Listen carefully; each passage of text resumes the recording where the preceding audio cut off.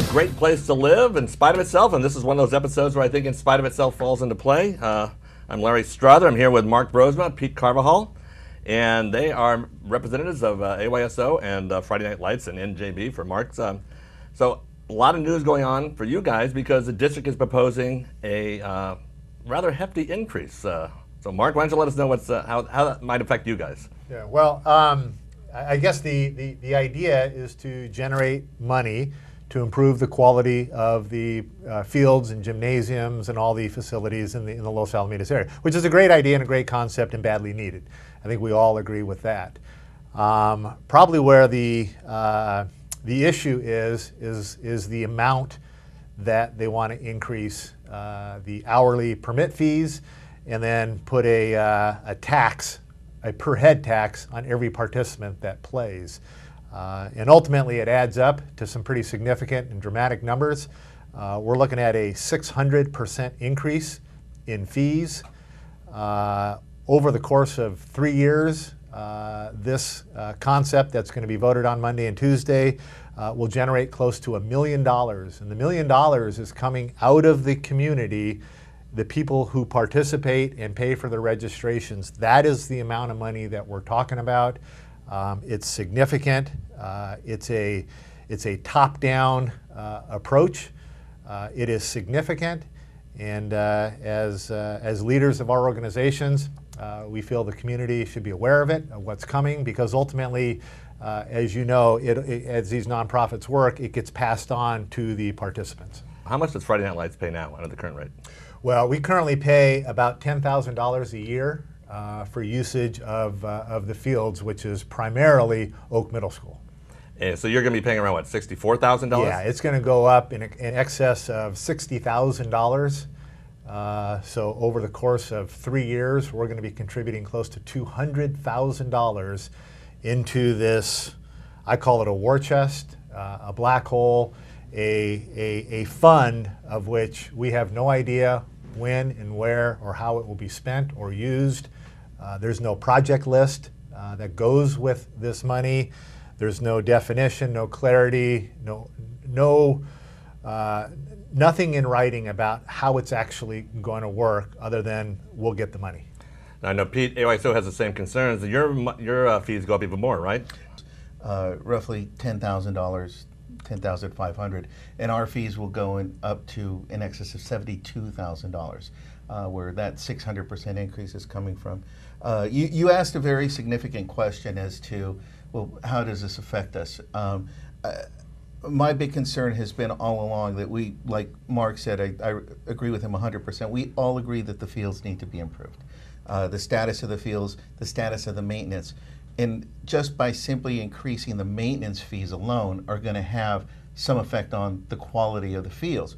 The capital improvement fund, though, raising it up to the point where families are going to have to pay $20, $40, $80, $160 a year for a couple of kids participating in a couple of sports is going to have a detrimental effect on our participation. I can't speak for Mark, but I know that in my capacity in AYSO, I handle a lot of the scholarship requests that come in at registration time. And I could tell you, I've had parents come up to me with tears in their eyes saying they have enough to sign up one child, but not two. They don't have enough to sign up either. We give a ton of military discounts to the military families in the community. And it's very tough now to make ends meet. We all look at living in Rossmore, Seal Beach, and Los Alamitos. Well, everybody could afford this, but that's not always the case. The increases, although they may benefit the condition of the field, are going to have the detrimental effect of lowering the amount of kids participating in these programs. We feel that wholeheartedly. We know that already. We know that our fees are amongst the highest in the area, and we don't want to impact them this greatly, this quickly. I should point out that you guys aren't new to the scene, obviously. In this room, between the three of us, there's over 50 years of experience in youth sports. Why don't you give a little bit of your background, Mark? How many different sports you've been involved with? Yeah, well, I've been in the Los Alamitos community for about 50 years, born and raised here. Went to Lee Elementary School, went through Oak Middle School, graduated from Los Alamitos High School, played sports my whole life. My kids, one is in college, getting ready to graduate. one at the high school and one as an 8th grader here at Oak Middle School, all of them heavily involved in sports. I've been the commissioner of the Friday Night Lights League for 8 years since its inception. I've been the chapter director of the NJB, which is the Youth Basketball League here, for going on 8 years as well. I've coached LAYB baseball over there for about 14 years. I've coached in AYSO for 10 years. I also coach in FNL. I coach in NJB. I've played, coached in every one of these facilities in the city for a long time. I know the ins and outs of every one of these fields and gymnasiums. I could tell you everything about every one of these athletic fields that are in the city. So I feel like I have a pretty strong background in knowing what's going on when it comes to youth sports, having coached, played, and run some of the largest leagues in the city. And you've been involved also at the high school level because your kids have played there. So you're also the president of the baseball booster club. So you know the fees that those clubs have to pay. Oh yeah, that's correct. My 2 kids, one who's graduated from LaSalle, one who's in LaSalle, played varsity sports there at the high school. I'm currently the president of the baseball booster club. So I feel like I have a pretty good perspective and kind of firsthand working current knowledge of what all is going on, what the parents think, what the Pete talks about the scholarship thing. I think we all deal with the same thing. We're in a tough economy where some people, quite honestly, an additional fee increase takes them out of play. They opt out. All right, Pete, just a little bit of your background. I know a lot of it's the same. Right. Well, probably not as many sports as Mark. Right. Not born and raised, but the same. Had a son and a daughter that went through the programs here. Similarly, coached in girls softball, LAYB, the St. Hedwig League, Pony League. At one time or another, coached at all of those levels and everything to the bowling leagues that we used to have at Rossmore. But my passion has been AYSO since my son was 4 years old, and he's 24 now. So 20 years involvement in that, primarily in the Los Alamitos region 159.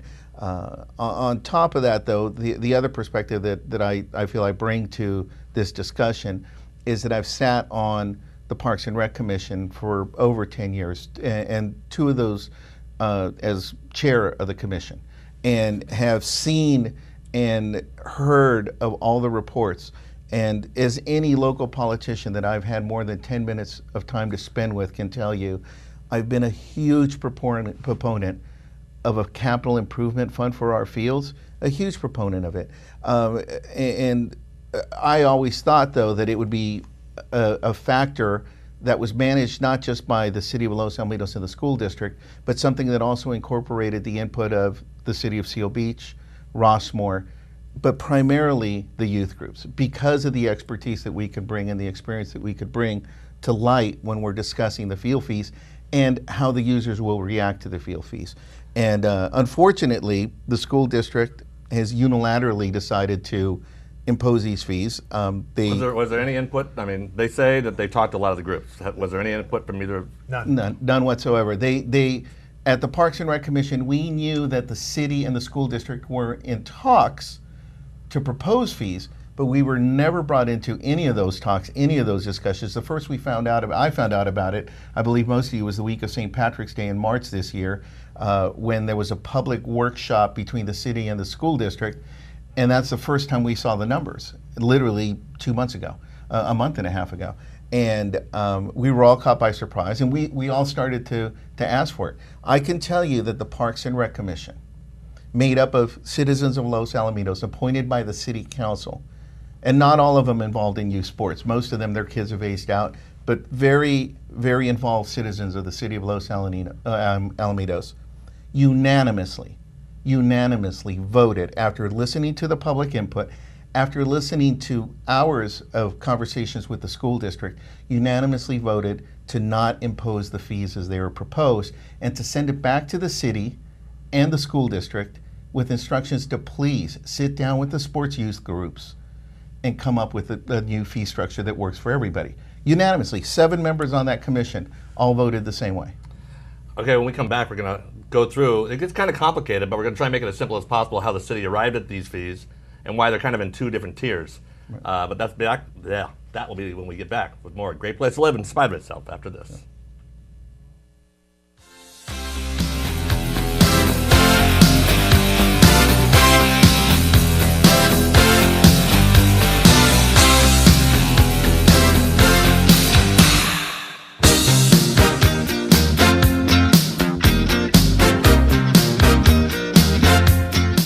Welcome back to A Great Place to Live in spite of itself. We're looking at the field fees, the increase of possibly 700%, going to all the user groups in the area, pretty much. So I have here, these are the fees that the district is saying they're paying right now. And they're trying to spread the cost to everything, to all the groups that use them. The biggest ones are mowing, field maintenance, and irrigation.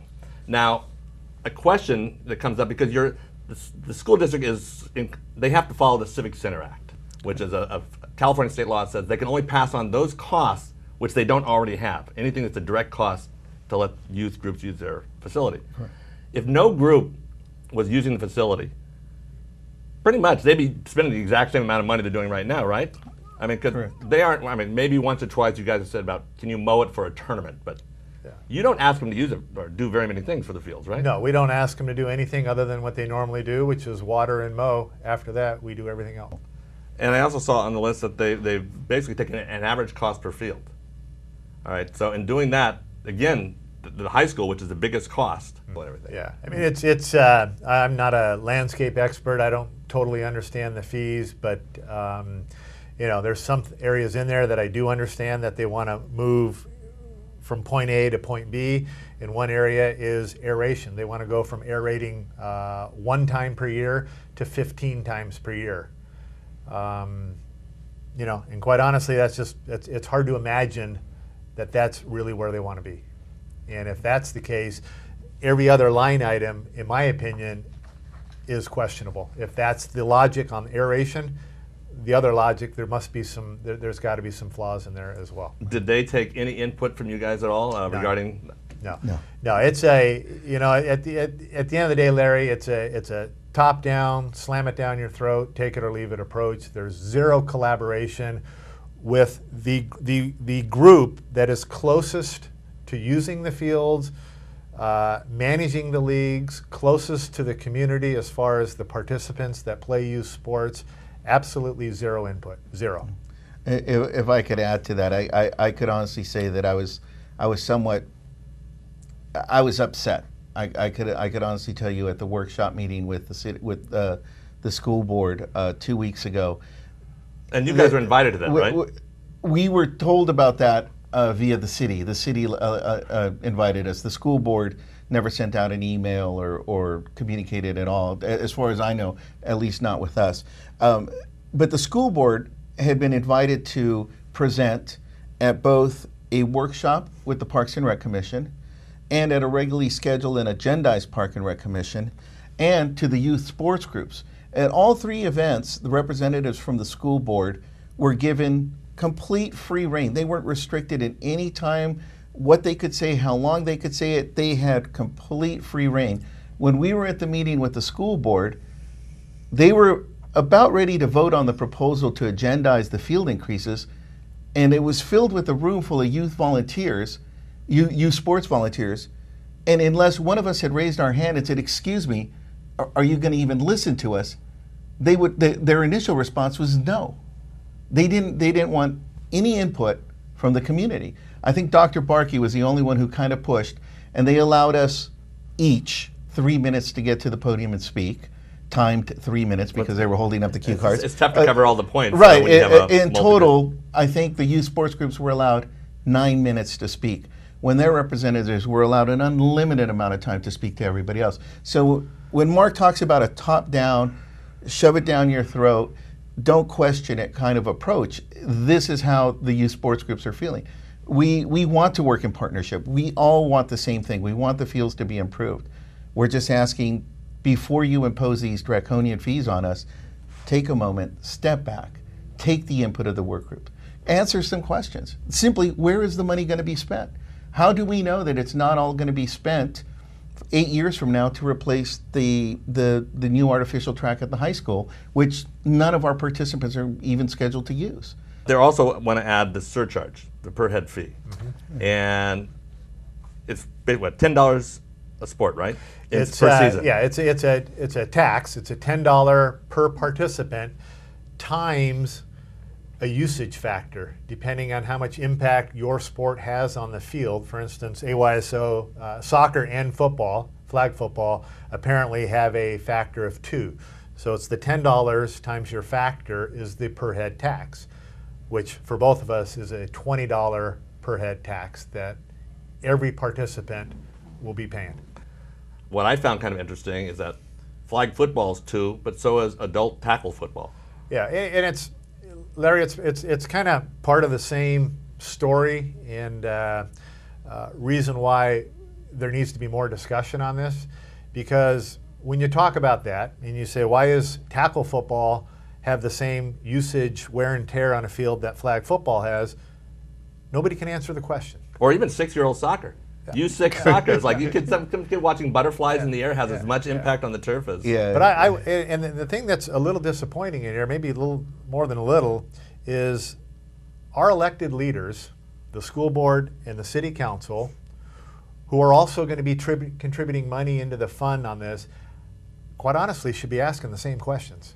Okay. Because that's money as well that they've got to kick in, and they should be kicking the tires a little bit like this as well versus just writing these blank checks. Aren't the parents being taxed twice? Because number one, they've already paid property tax. Correct. And so that's going to the schools. 80% of the property tax goes to the schools.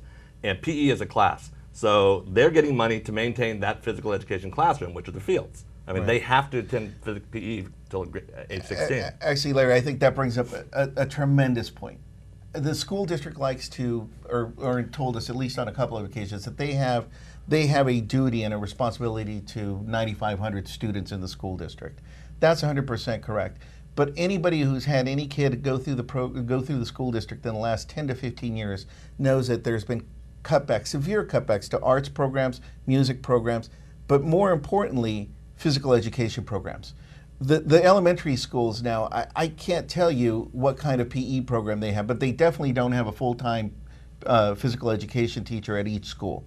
The youth sports groups, Friday Night Lights, AYSO, Los Alamitos Girls Softball, these are the after-school sports that we got to take advantage of that were paid for by the school district. Which a lot of school districts still have. I know Long Beach does and Anaheim District. But Los Alamitos doesn't. So we're filling a role that the school district has pretty much passed on to us, and now, as you said, it's just a tax on top of a tax on top of a tax. Never mind the tax that all the cities agreed to for the Measure K fund, $26 million, I believe. 126. Excuse me, $126 million. Yeah. So, there's still a lot of questions to be answered. Okay, we're going to take a break. When we come back, we're just going to look at the process, because I think that's also what has a lot of people irritated about this whole thing. So we'll be back. Great place to live. Look at the fields right after this.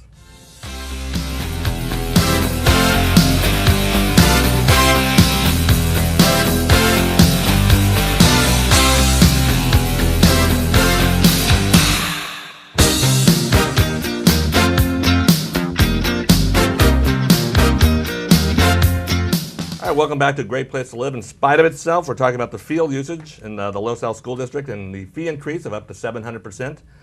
A big part of this comes down to ultimately the process. I mean, obviously, they have to raise fees because obviously there's cost of living allowance, all that stuff's gone up and things like that. Nobody's objecting to that. But it seems to me like the district is deliberately not getting the input of people who can be very valuable resources. What do you think is the problem right now? Like I said, I think the process is that it all began with the staff. Let's talk about the staff. City staff and school district staff taking the PRZ report, and let's hypothetically say there was no question with the PRZ report, and coming up with a factor and saying we need to increase the field maintenance fees by a factor of 100%. They haven't been raised in 10 years, by 100%. And pass this along to the user groups. That in and of itself would probably have been a bit controversial for anybody taking a 100% fee increase in 1 year. That would have been, there would have been some questions asked at that point. But let's set aside that's acceptable. That most of the youth sports groups have, set aside some money and they're going to be able to absorb that and pass some of that along to their users over time.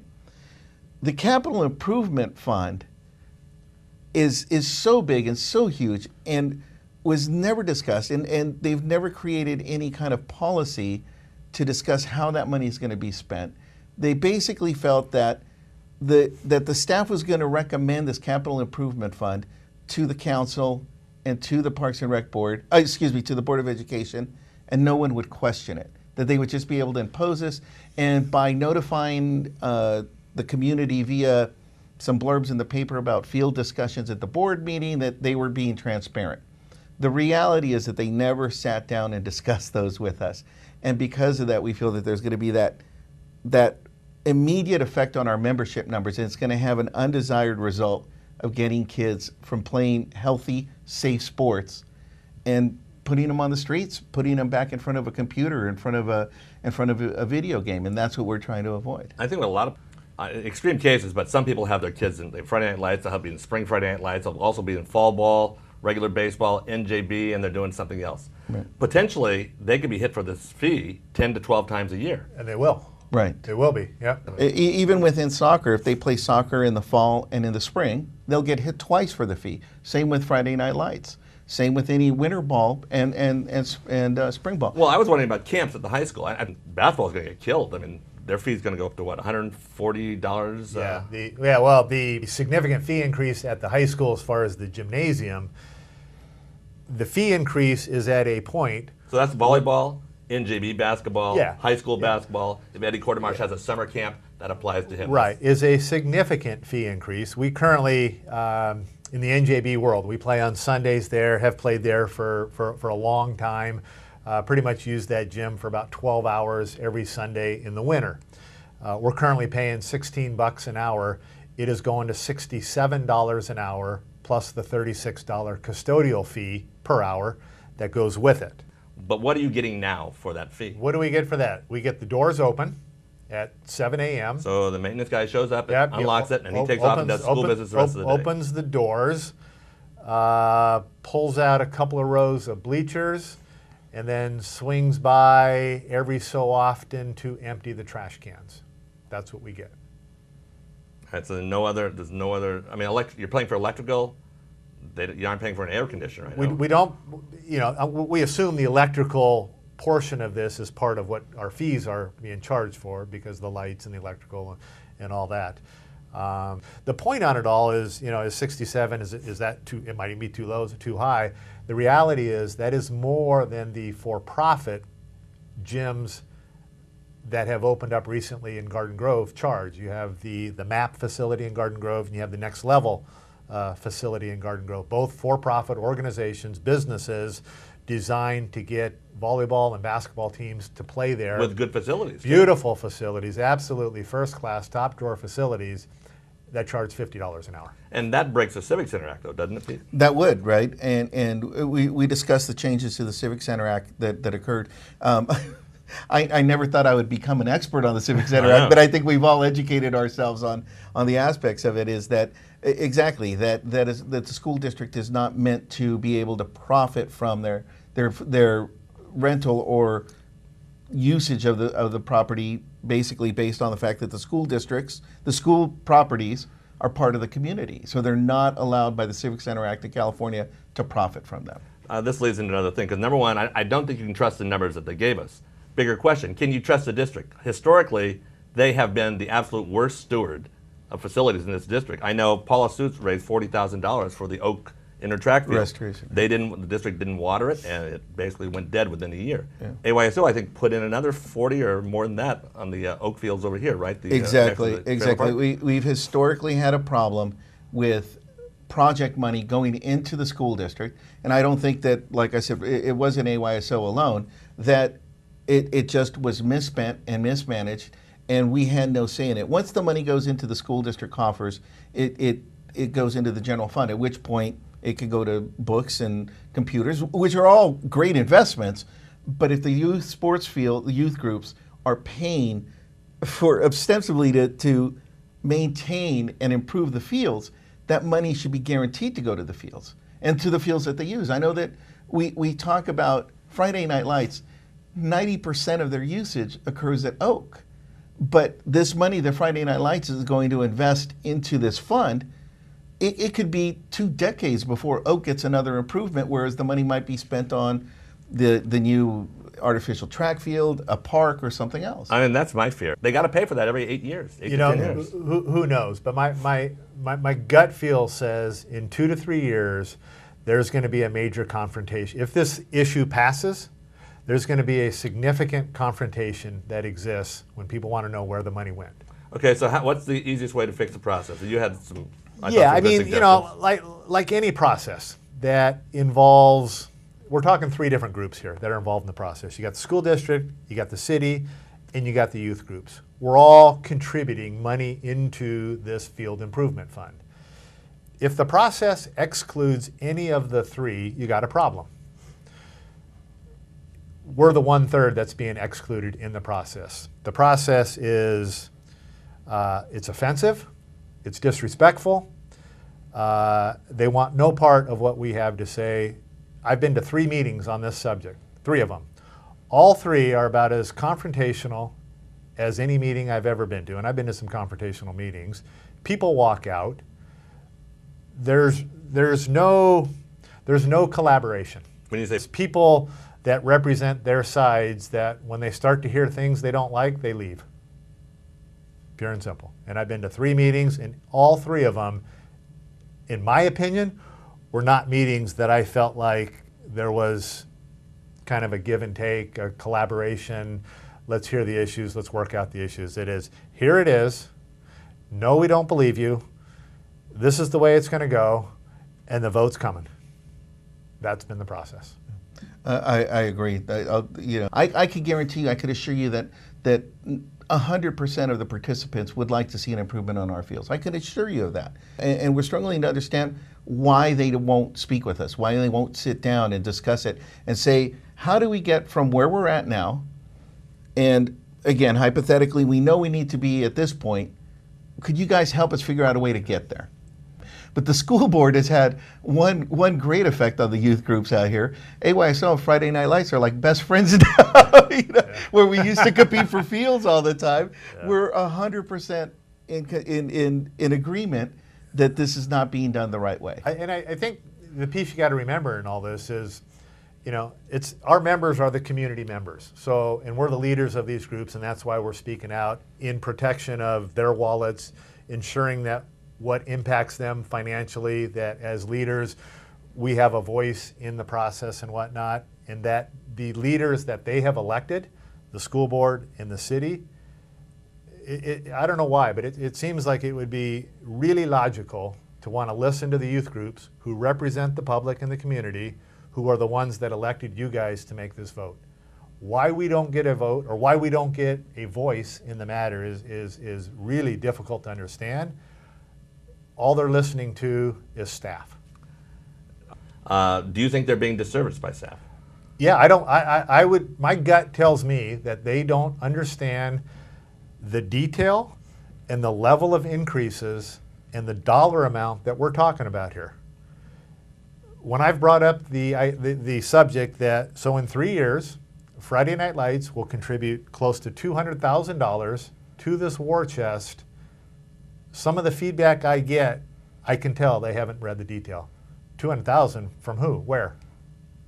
$1 million? What are you talking about? Yeah. Yes, that's what we're talking about. Yeah, I don't think they realize that people can be taxed as many as 10 times a year. Right. We're talking about probably the largest tax increase on a youth sports area in the history of the state. Yeah. I've spoken to at least 2 city council people on separate occasions. There was no Brown Act violation, I assure you, to discuss these subjects. And both had the impression from their work group with the school district that the school district and the school district staff, prior to the St. Patrick's Day massacre that we're calling it now, right? That prior to that, that the youth groups had been involved in the discussion and that we were on board with it. They were under the assumption that we knew about the field increases. And so if the city council had that impression, and which we can all agree is 100% incorrect, I have the feeling that most of the people on the school board have the same misidea or misrepresentation that we were involved in the process, which we weren't. Yeah. It brings up one point.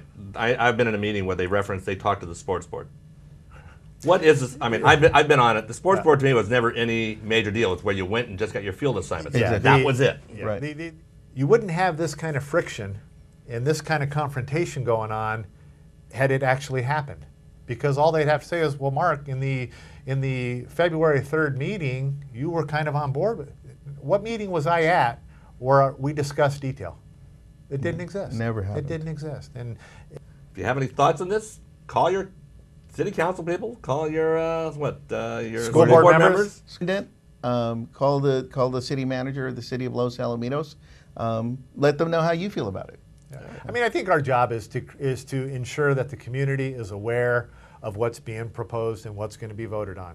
If at the end of the day the community's fine with it, with the 600% tax increase, the raising of $1 million in 3 years, this is their opportunity to weigh in. This is their chance. Right. All right, there you have it. Tried to be as fair as possible. That's always impossible to do. But anyway, thanks for joining us. We'll see you next time. Great place to live in spite of itself. I'm Larry Strauman.